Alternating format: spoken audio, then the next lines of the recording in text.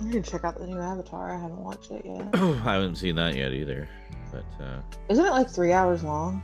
I'm pretty sure they will all be about 3 hours long.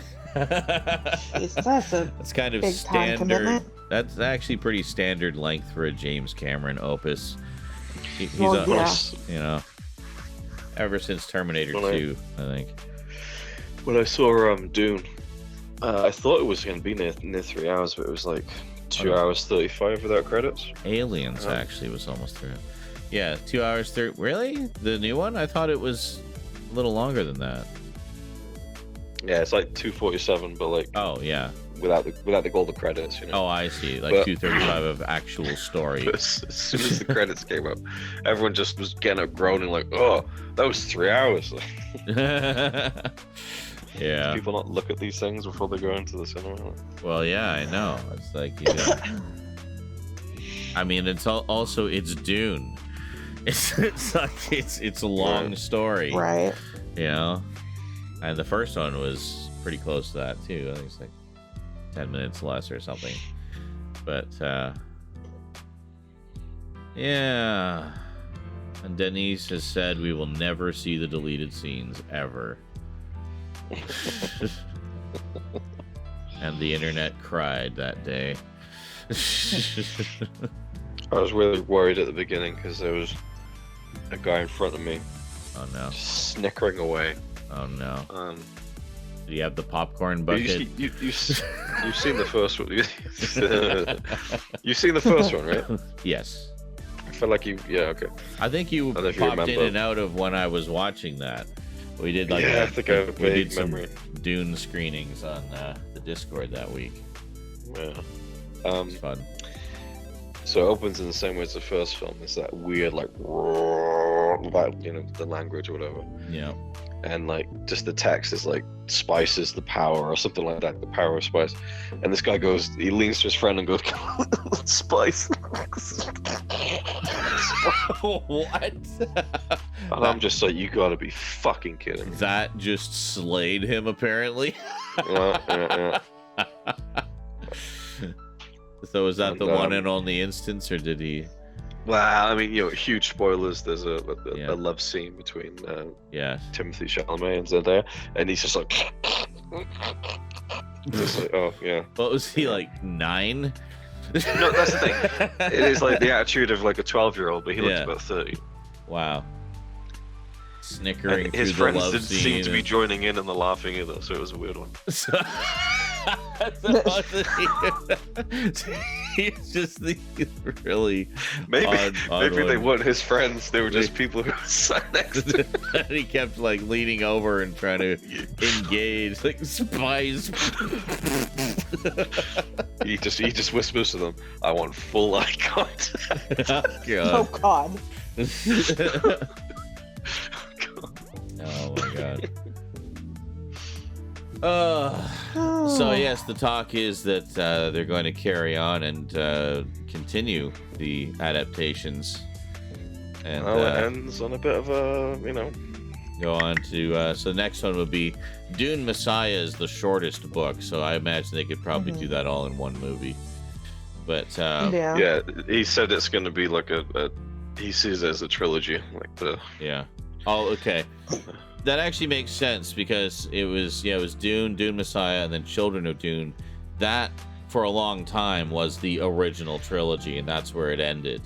And then it was, I think, in the 80s after the movie came out, actually, Frank Herbert, I guess, got re-enthused about everything and did another 3 books. So I just want to see them show Leto the Second turning into a sandworm.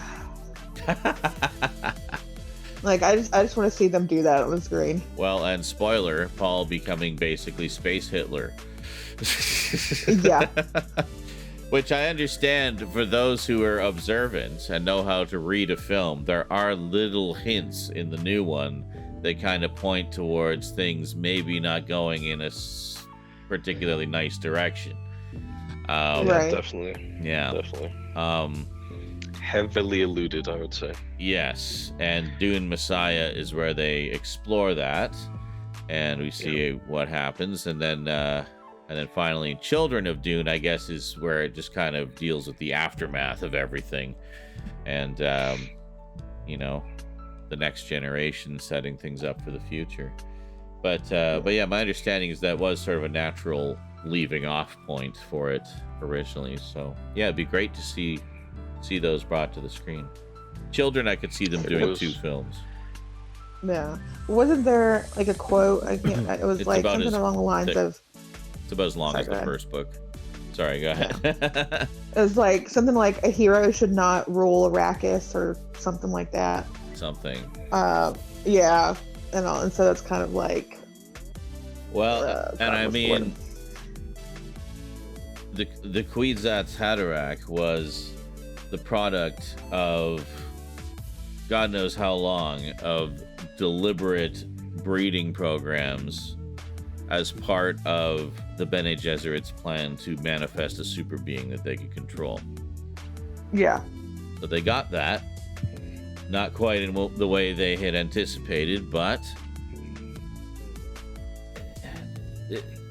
Paul is literally the product of a generations-long Bene Gesserit, like, black project.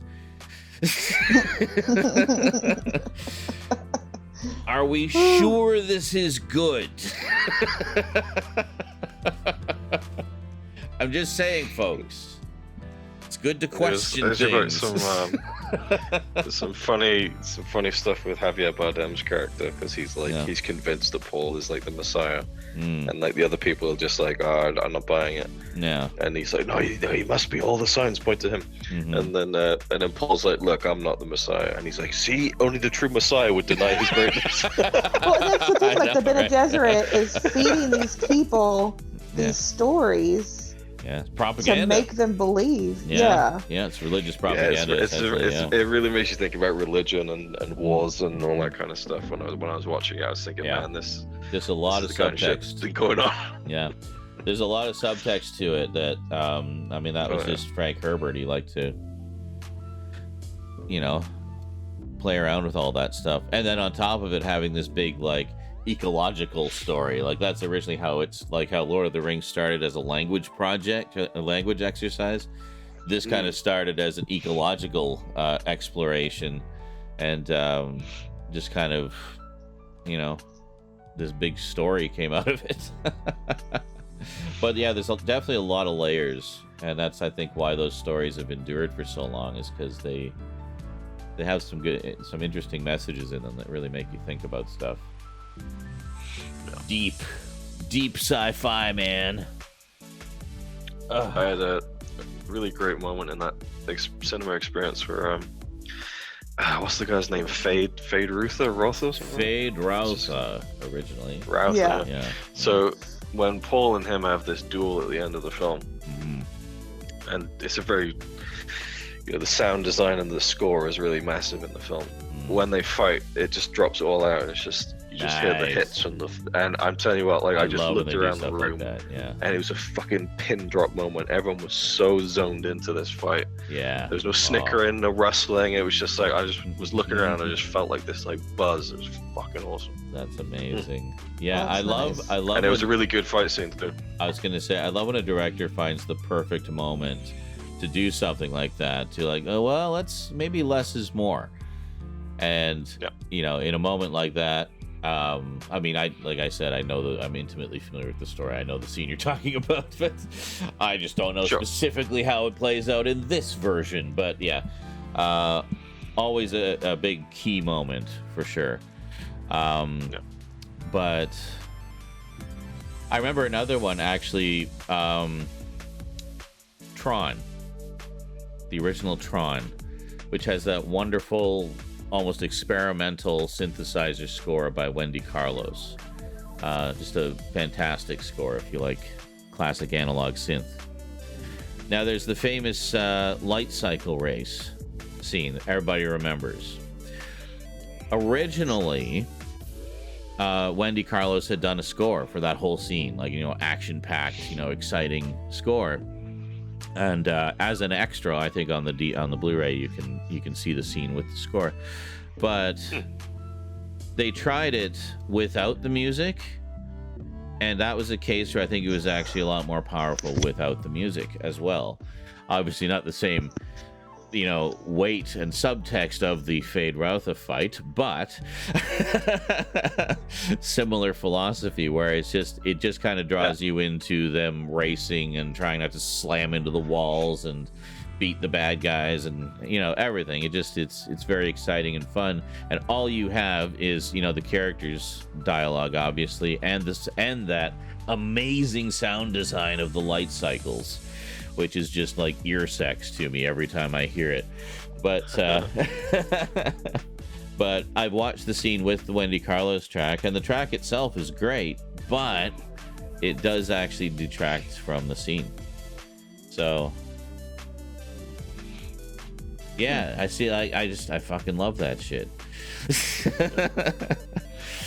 That's what I love. I just said, getting into that creative process, you know, and finding the best way to do something, which isn't necessarily the first way you'd think.